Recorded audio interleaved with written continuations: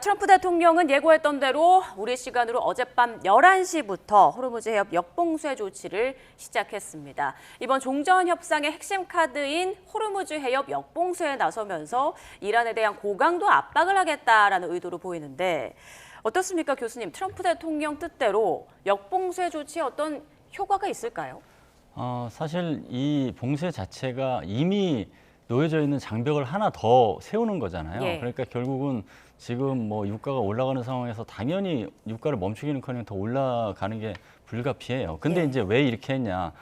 사실 단기적인 그 유가 상승이라는 이익을 감수하더라도 두 가지 이제 효과를 노렸겠죠. 첫 번째는 뭐냐면 이란군의 호르무즈 해협 장악력을 좀 약화시키겠다. 예. 두 번째는 협상력을 높이겠다. 지금 이제 사실은 물밑 협상이 진행되고 있는 것으로 알려져 있는데 그 두 가지를 높인 거 이제 기대했던 거죠. 근데 이제 사실 살펴볼 지점이 이게 과연 작전적 효과가 어느 정도 있을지 불투명하거든요. 그게 예. 왜 그러냐면 미국이 하르그 섬 장악을 이제 시도했을 때 하르그 섬 장악 딜레마가 있었어요. 그건 뭐냐면 초기에 일부 병력을 투입시켜서 일시 장악은 가능하더라도 지속 유지는 힘들 것이다. 그게 똑같아요, 사실은.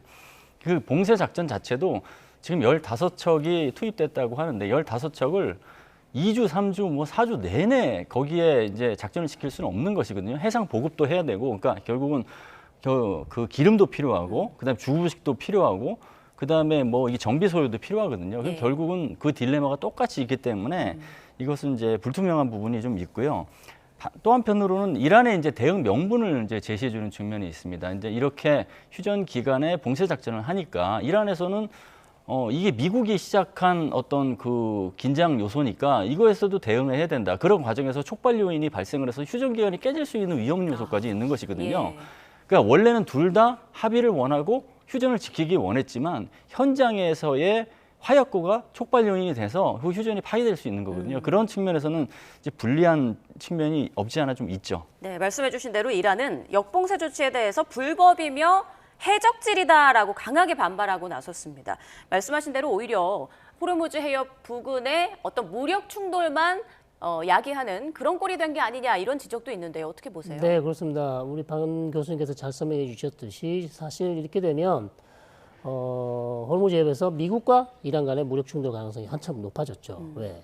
계속해서 이제 미국은 들어가는 선박, 나오는 선박, 이란 항을 이용하는 선박에 대해서 봉쇄를 할 것이고 거기에 대해서 이란은 계속 참고 있다가 어찌 보면 또 공격을 할 수도 있는 것이고 또 이런 상황이 계속 연출되다 보면 결국 두 군 간에 즉 미군과 이란군 혁명수비대 간에 어떤 무력 충돌 가능성이 높아졌는데 자 트럼프 대통령 입장에서는 다른 수단이 없단 말이에요. 예. 그러니까 예를 들어서 우리가 하르그 섬 점령이라든지 호르무즈 섬 도서 점령을 이용해서 이란을 압박해서 호르무즈 해협을 개방하겠다라는 그런 계획은 계속 얘기를 했었지만 실행에 옮기기에는 너무나 큰 부담이 있고 너무나 위험한 작전이었기 때문에 그 대안으로 나온 것이 지금 트럼프 대통령이 얘기하는 역봉쇄 제한, 즉 이란도 결국 이제 더 이상은 원유 수출을 못하게 막겠다. 그러니까 경제 수입원을 완전히 막아서 압박하겠다는 것인데 이게 단기간은 통할 수 있겠지만 과연 이란이 그러면 이런 트럼프 대통령의 압박에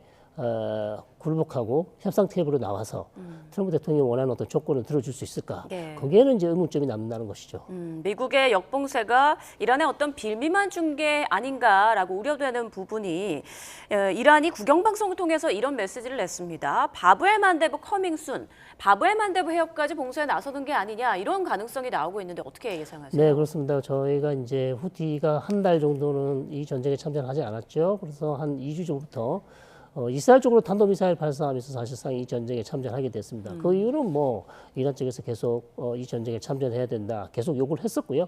다만 그 이후에는 미군을 공격하거나 다른 미군 전략 자산에 대해서는 공격한 적이 없어요. 예. 자, 기다리고 있다는 것입니다. 저는 그렇기 때문에 최악의 경우, 즉 이란이 미국에 또다시 군사 공격을 받거나 아니면 미국이 이란을 최대 압박한다면 이란이 쓸 수 있는 여러 가지 카드 중에 하나가 후티 카드입니다.